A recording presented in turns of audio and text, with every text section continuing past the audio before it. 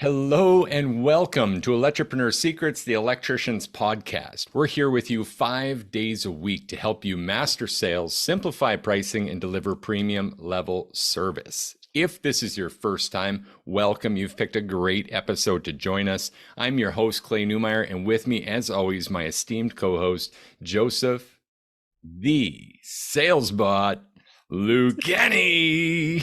How's that for an I intro? appreciate it. I feel like I'm getting announced to the loudspeaker. I love it. Yeah. And last week, if you followed Joe already, you also seen him yield a lightsaber. So it's like Joseph, the lightsaber swinging sales bot, I can right dig here it. in the flesh. I can dig it.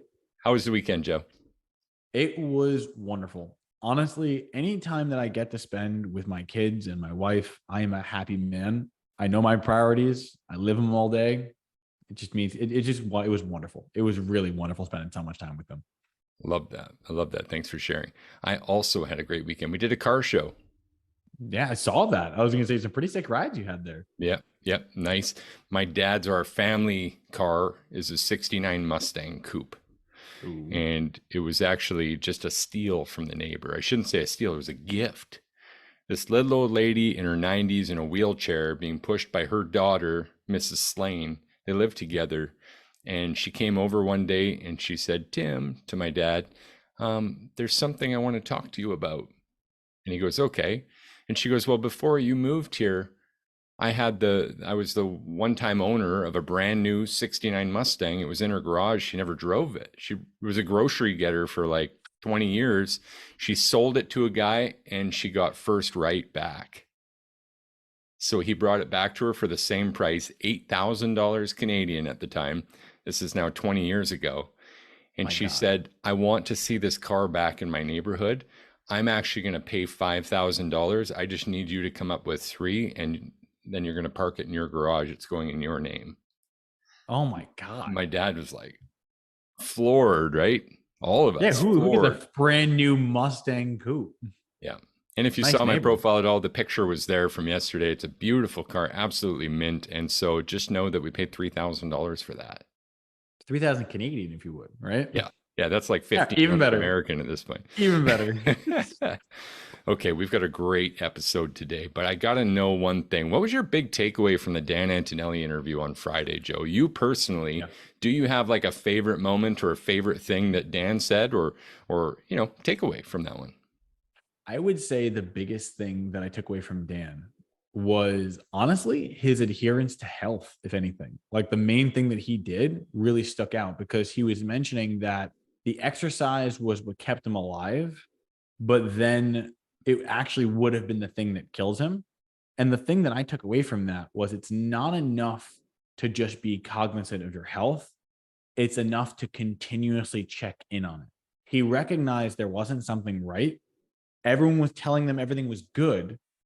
But the fact that he was like, I know my body, I know how it's supposed to feel, and I'm going to take the steps to get more answers. And that's what kept him alive. I mean, all business aside, that's a personal achievement right there to listen to your body to that level to where you knew something was wrong. Absolutely. And I love that you brought that up because there's a really important underlying sentiment there that we all need to do a little better at, for sure. And it's this idea that what we have is innate loss aversion built into our minds. What I mean by that is we're infinitely able to calculate what we miss if we close a door. But we're infinitely incapable of calculating what we gain when we open one. And this is one of those faith moments where Dan just faithfully knew that he loved cycling and loved exercise and should stay healthy. So he's, what do you say, like 14 miles a day for 25 years or something? Yeah, I think it was like 11 miles a day. It was some ungodly number. It's just like, what is that? But that's faith and that's entrepreneurship too. So there's a parallel here. And what I mean by that is climbing the stairs, knowing that what's at the top is worth the climb without ever seeing it until you realize that you've got a widowmaker problem like Dan did, right? And then it's like, oh, wow, that paid off.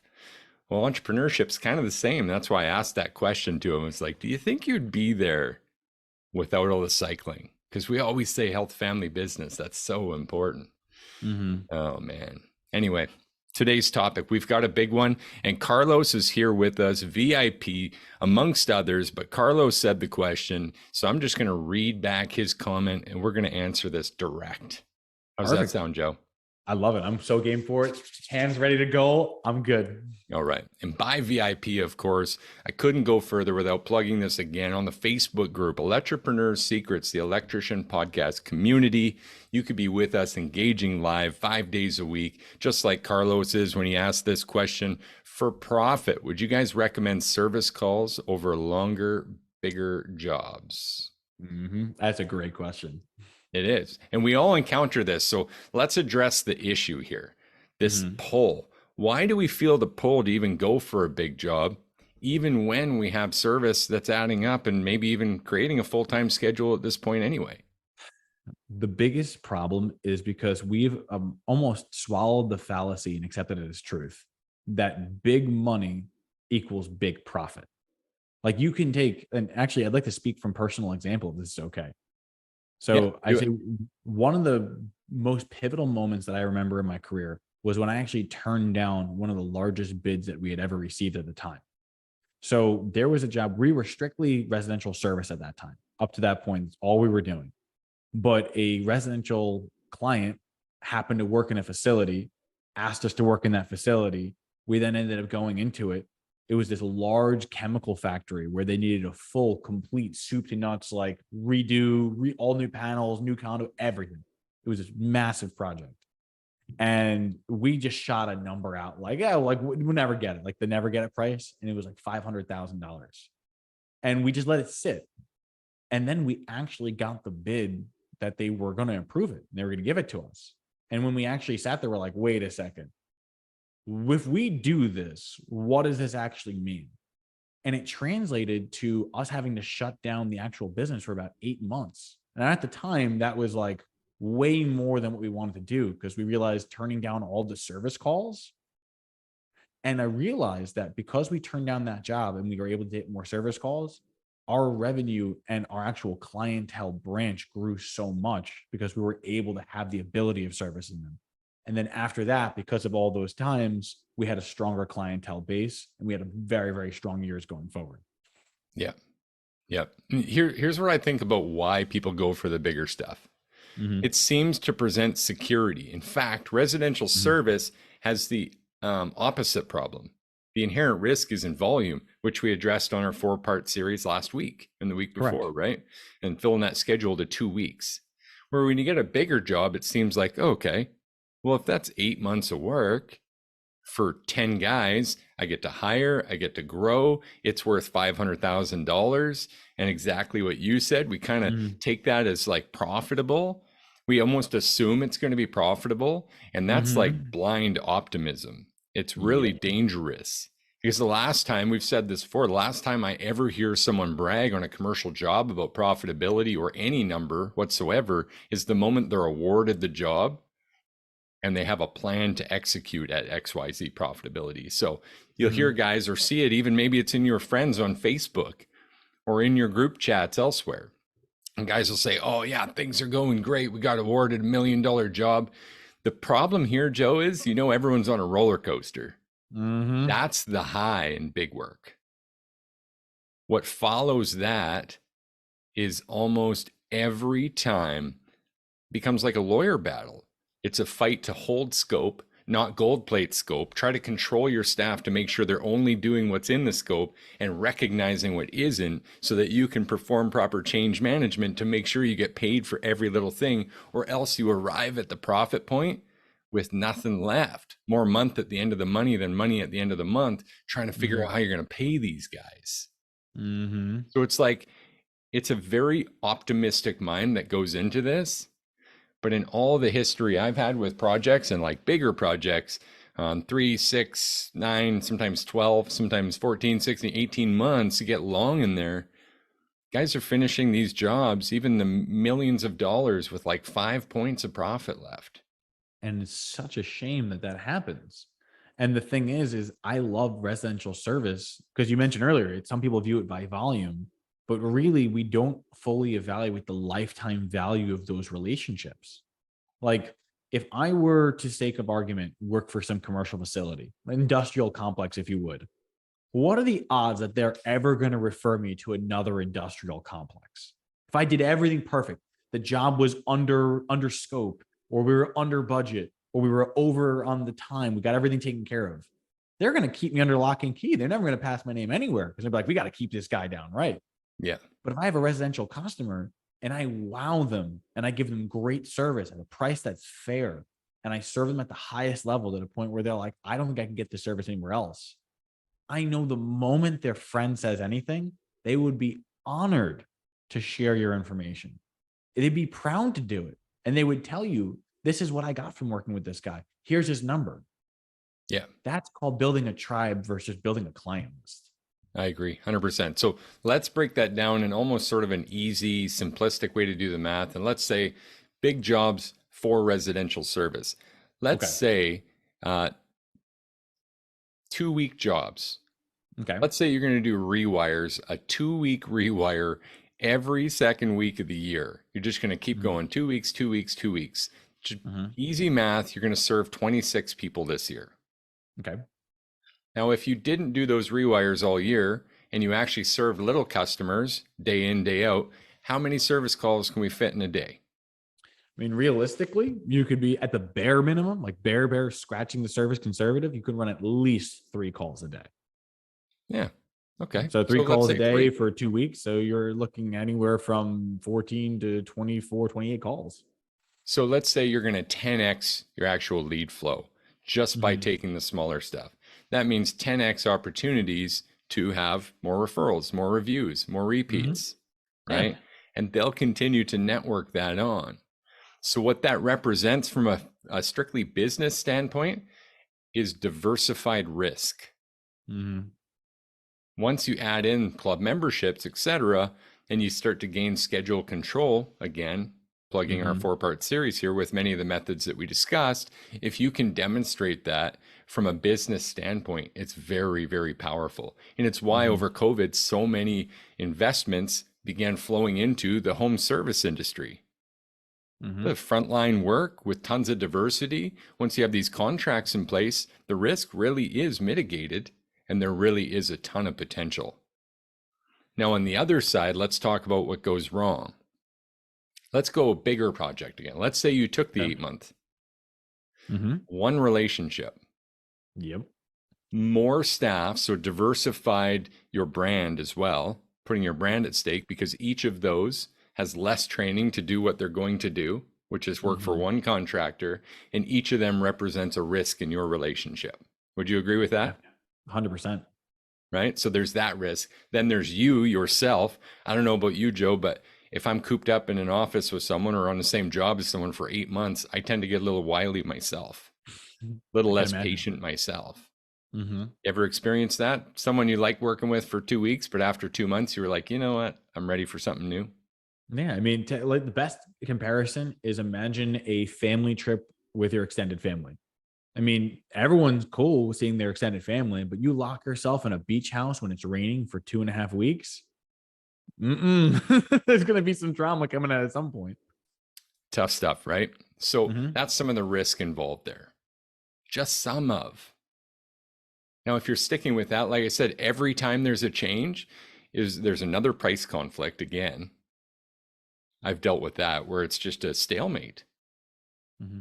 Where project consultants or whoever's managing the project that you're working for is going, why does it cost that much? You're going, because it does. We're the ones on site. This is what it takes to get the material. It becomes very time and material-esque in these projects when you're hammering out different change management. So that's frustrating. Not to mention all that project management time, safety management time, quality management time that these contractors tend to believe is just part of the bid. It's part of your costs. So from my experience, when you land at these like 5-point margins, a lot of that is due to all the project management that has to happen. It's crazy. Now let's talk about devil's advocate for projects for just a minute. If we weren't doing that already, there's also this point, and it happens in projects. You recognize before the finish line that you're not going to make any money. What does that do to your coming weeks, days, I mean, weeks, months? I can only imagine. Like if I'm let's say you're like 3 weeks out and you're like, I mean, honestly, we've had experiences like that. But the thought is you go into a job and you're like, wow, I'm going to be paying my guys out of my own pocket. I actually would have made more money if I sat at home and kicked rocks. That is one of the most heartbreaking feelings in the world. And in all honesty, your staff is going to pick up on it real quick because I don't think I'd be able to keep my cherub like demeanor. Yeah. And Carlos just said those weeks drag out like hell. And I would agree. Mm-hmm. I've personally, yeah, morale way down. No one wants to be there. Everybody wants to drag up and quit, yourself included. I've been on those jobs facing months knowing we're going to fall short of about 100K. Now, let's go back to the drawing board on pricing and talk for a second. If you're doing advanced budgeting, there's a line item on your profit and loss rather, and it comes just after your gross sales revenue. And it's called refunds. How many of you actually have a number there that isn't zero? I mean, we've all been there. In a projectized organization, that contingency has to be a measure of historical data and just based on the volume of sales you're doing, literally putting a number in there that's like saying a percentage. Hey, 5% we're going to lose this year. Now let's go back the other way. On the service side, you're going to serve one client. If we're running the play like we teach, how many times did you run into clients that you couldn't get paid from or absolutely turned into train wrecks and you had to walk away? There were some situations like, I'd go to like a trailer complex after like rewiring it and found out that they're now going to try and push a legal situation to not get paid or not pay out yeah, there've been situations like that. It's awful. What was your biggest loss in a situation like that, do you think? In all honesty, the lowest I can really ever remember off the top of my head was I believe it was like a 5,000. No, actually, I can give you the exact amount. There was a job that I lost $4,063 on. The reason why I can say that specifically was because I remember it actually was a trailer park complex where we went to do a full rewire because we found a circuit that was completely melted. All the outlets on one wall were physically melted into the wall. And we wrote out, they financed in full, signed the contract, everything was good. We then did the work, but then she found something in the panel that she was like, oh, you should have changed, which we weren't supposed to at the time. And then use that to drag out the financing form and dragged it to such an extent that even when we called collections on her, the collections agent was like, listen, she's just not going to pay. It's in her history. She has no credit score. This is what's going to keep happening. You're going to walk away at 20% of this job if you keep pursuing it. Blood So from we a just stone. were like, screw it. Yeah. What do you do?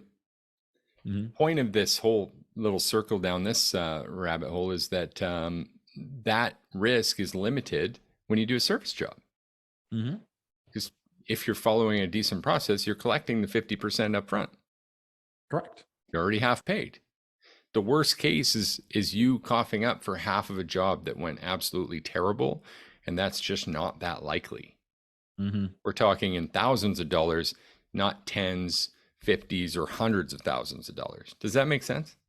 No, I agree with you completely. I mean, like if you're thinking about what's the biggest residential job that you could take on a service call, and what are the odds that you've dropped the ball so completely that not only did you not collect a deposit or get them to sign the financing in full or half, but now you're also having a customer so unhappy or so strapped for cash that they're not going to do anything for you. It just seems so unlikely if you're actually doing decent work. Yeah. Now, to be fair, because I've really been bashing projects. And by the way, if you guys don't know, if you haven't heard my interview, if you haven't heard my backstory, I've got a bad taste in my mouth from projects because it feels like you invest everything you have and you have no protection from everyone that just wants it better. Better quality, as they say, triple constraint, right? Better quality, less time, and they want it to cost less. Mm-hmm. It just doesn't add up, and it's every single time. Can't get away from it. So if you have a great relationship with a contractor and they're giving you a premium service rate and you're able to share that and get to know clients and offer your warranty direct and build off that and have service contracts XXXXX. If you're able to accomplish all that, then hey, I'm your biggest fan. Go for it. If you're divided already and you have a construction side going and you have a service side going, and both are balancing out well, and that service side tends to pay your bills while the construction gets you money for tomorrow and it's profitable, by all means, I'm your biggest advocate. Go for it. I'll be over here cheerleading. But just as you said, would I turn down, right? Would I accept a bigger job to turn down my service work and completely block out schedule and get rid of all those customers and keep telling people no or stop answering the phone? Absolutely not. Never. 100% agree. 100% agree. Okay. Now that's just one situation. Is there anything we missed on that topic? Because we've got a bit of a pivot into one of our clients and what they said this morning. I mean, I feel like there's so much that we could go into this subject. So let's continue on with what our client said. And then if we need to keep going, we'll just keep going with it. All right. So breaking out a little situation from this morning, guys. In fact, it was over the weekend. Emergency call out. And now I hope I don't butcher this. We're running from memory, guys. No rehearsal here. Was it a campground, Joe? Do you recall? Yeah. So what it was there was, and I'll field it.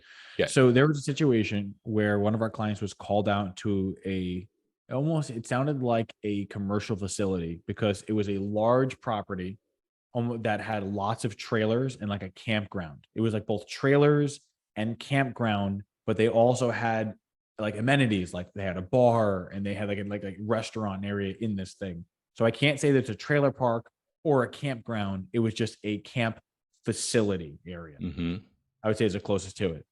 And what ended up happening was he had a situation where they got a call for emergency service. And when he got there, turns out over the years, they had suffered multiple floods at this facility. And when he got there, he found there was 3 600 amp services that actually had so much water in them that he was actually scraping mud off the main breakers. Yeah. Like that's how bad that they were. And the main situation was that actually I love where you say, hey, the untrained person shouldn't touch electric. One of the handymen or the general people that was on this facility recognized that a phase dropped, opened the panel, take a look. And so he had 1 out of 3 phases had dropped. So when he took the cover off, there were so many wires inside this panel that when he put the cover back on, he took an impact driver and actually drove the screw through and actually pierced the leg of the other undamaged phase. So at that point, he ended up dropping 2 out of 3 phases and now had so many trailers that were out that just could not get power. Which is terrifying, by the way. Like how 600 amp get screw. worse. Yeah, that's a bad day. That is a bad day. It's terrifying. Now, the reason it's brought up here in this episode is because this is coming from a newer contractor, one-man show currently, dealing with this amazing service call, really, this emergency call. I mean, this might be just an absolute dream for many. But as a smaller contractor, he goes there, solves some of the problems, gets it back running. Do I have that right?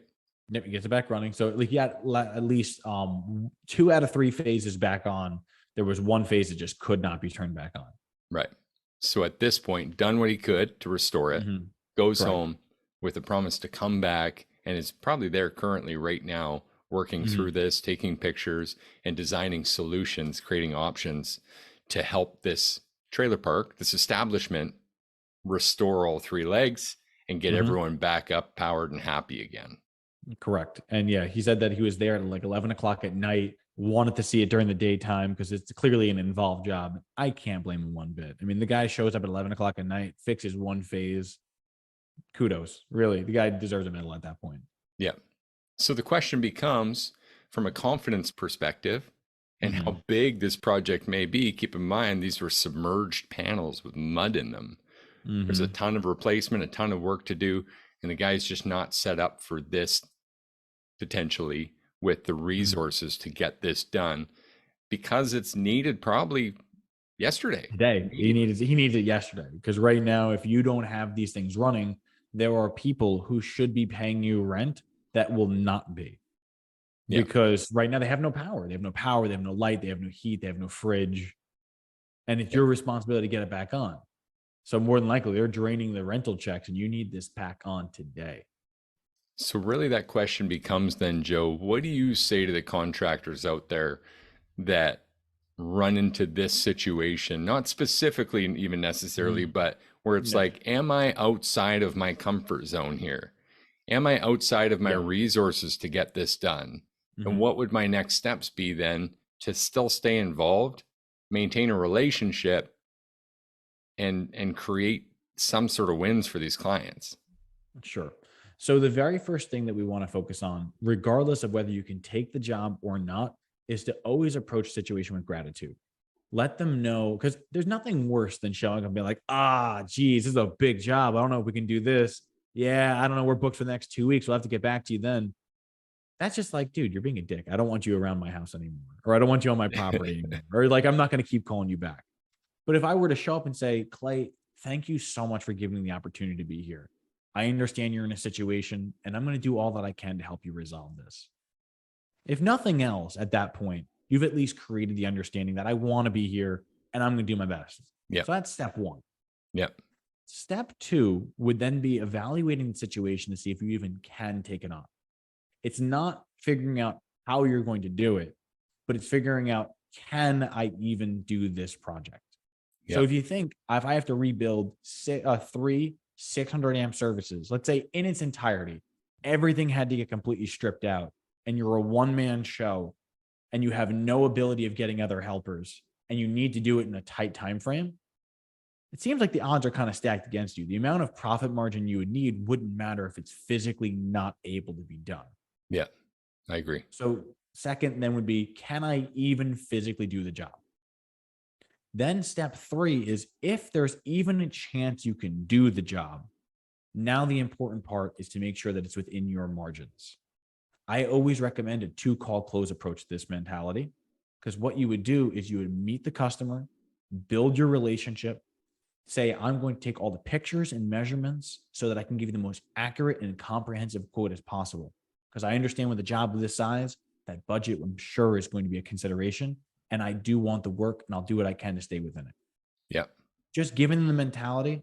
And before you leave, set up a following appointment saying, I understand that this is going to be an involved project, and I understand you have a time frame as well. Let's set a tentative appointment on the calendar, because after I've done all my designs, I'll come back and I'll present you a range of solutions of how we get this taken care of, from the finest money can buy to the most temporary solution we can come up with. If we're not the right fit for this project, I will gladly walk away from it with no hard feelings. And I'll even go so far as to find someone I can refer out to do this project for you. That Yep. way there is a no lose situation for you. And I But are you love wrong that. to want to do that? Not at all. Not at all. And I love that you brought that up, because in my mind, I'm thinking of this statement that you've said many times. If we're not clearly the right solution for this work, Mhm. then I'd be too happy to throw my plan against the wall, my options against Mhm. the wall, and help you guys focus on getting the right solution. And it's the truth, because at the end of the day, people don't know what they want until it's presented to them. And what I mean by that is, this guy is in a situation. He's got 3 services that are down. All he knows is that people are banging on the super door and saying, I need power, I need power. He doesn't know what the solution looks like. But one, I'm sure he's going to want to work with someone who works with him. Two, he's going to want someone who has the honesty to say, if I can't do it, I can't do it. And that last bit of, if I'm not clearly the right fit, is also establishing, I believe I will be. I'm the kind of person that says, if I'm going to take this job on, it's because I believe I'm the best fit to help you with this.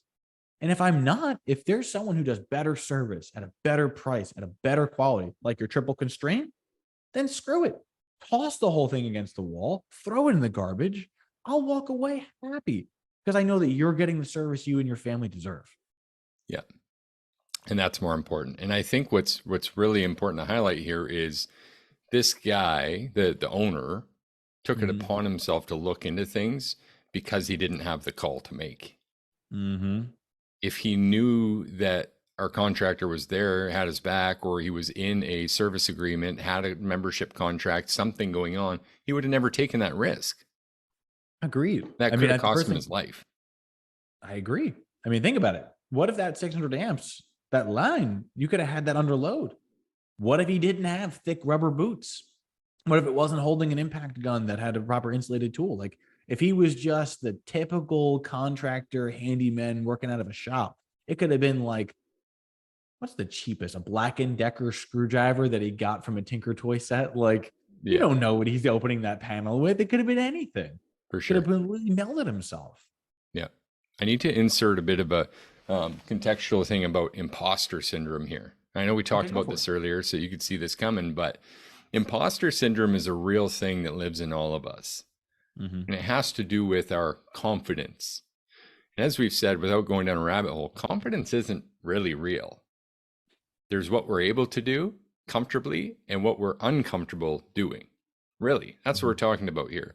But a mentor taught me, a wise mentor I love and respect to this day, he taught me something very important that I need to share with all of you. Because Mm-hmm. if you've ever experienced this, or likely you will, if you haven't, I'd be surprised actually, because we need to get uncomfortable to grow.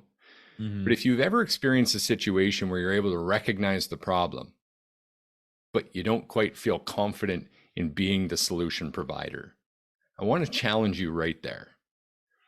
Because what I was taught this stage of my life, much later in life, is the ability to recognize a problem precludes that you are able to provide the solution, even if you don't yet know what that solution is in entirety. Does Mm-hmm. that make sense, Joe? Yeah, when you first told that to me, my jaw rolled out of the floor like a freaking cartoon character because it made sense to such an extent, but it's something that none of us ever really think about. Like speaking to all the electricians out there, I'm sure you guys have been there, where you show up to a job and you're looking at it and it's just beyond your normal level of experience. And you're like, I don't know what I'm looking at, but I think I know how I can help them. That right there, I will take the kind of guy that's like, I'm willing to try it and figure this out, than the person who's like, I don't know everything about this. I'm going to walk away from it now. Yeah. And bearing in mind that we're surrounded by people, right? We all have this Mhm. resource. You could jump on here on any episode and throw a question up. You could jump on the wall of our Facebook group and throw a question up and get countless hands up helping you with that, Mhm. right? There's a ton of resources. And I honestly think the biggest danger to doing new work or work that's less experienced, let's say, less experience doing it, is just knowing the code, knowing that Mhm. best practice. And that's an easy gap to fill. But just to circle back and make sure everyone got that, the fact that you recognize the problem actually means that there's a solution that you understand here. And if it's not entirely clear, just like you said on multiple episodes ago, I can't remember which one, the television mounting one, I think you said, Mhm. when someone asks for something, I'm butchering this, I think already. If someone asks you for something, don't just answer without first seeking why. Exactly. So I can touch on that a little bit more. Yeah, do it. So the proper quote is never answer a question unless you know why it's being asked. And the logic behind that is there are some particular situations that people will ask you to do something and you don't know that that is the thing that makes them actually decide this, that we're moving forward with you. Like I've had circumstances where a customer pays significantly more working with us. When I ask why, it's because we were providing a turnkey painting project and we were doing the permits and the inspections and the utility coordination. And now suddenly I'm like, if I take the painting out of any of my quotes, they're going with someone else. So knowing the why they'd be interested is a very important factor. Absolutely. Okay, so we helped this contractor along. We began to uncover this, and we're out of time. So I have a feeling our next episode is going to be around how to Mhm. actually bring another contractor in, how to develop Mhm. that relationship, and setting up a referral program. What do you think, Joe? I would love that. And to give a little teaser, I can almost imagine we get to throw in things about working with hoarders and unfun customers too, right? Yeah, you got it. All right, guys. Thank you for joining us again. This has been another episode of Electripreneur Secrets, the Electricians podcast. Clearly, we have more in store for you tomorrow. So happy to be here with you, Joe. Thank you again for your contribution. And you've just reminded me we did not go with actions. I'm sorry. Okay, do you want It's action or all also good, brother. action? It's all good. All right. So I got something off top of mind if you're down. All right, let's do it. Okay. So whenever you're in that situation Like, I want to start with the bare minimum action is just simply being able to acknowledge that I am the right fit to help this customer. I think that that should be the bare minimum. And the reason why is the statement you made, I felt was really profound because it covers a very wide audience. So many of us had been in circumstances that we didn't feel comfortable in, but when push came to shove, we're able to get it done. And then after you're able to get it done, this just became something you do, right? Like no one gets into generators knowing generators before it. They have to study it and be uncomfortable at first. First time I ever did a diesel system, it was a nightmare.